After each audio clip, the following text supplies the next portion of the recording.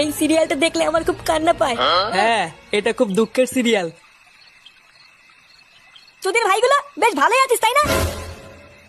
এ কি ফুটো, তুই এখন লেওরা এক হোমোচুদার জন্য আমার ঘুম উড়ে গেছে, আর তোরা এখানে বসে বসে সিরিয়াল দেখছিস?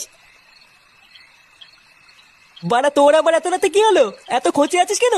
লেওরা খানকি চেয়ে সারার জন্য আমার বাড়িতে টাকাই দায় হয়ে গেছে।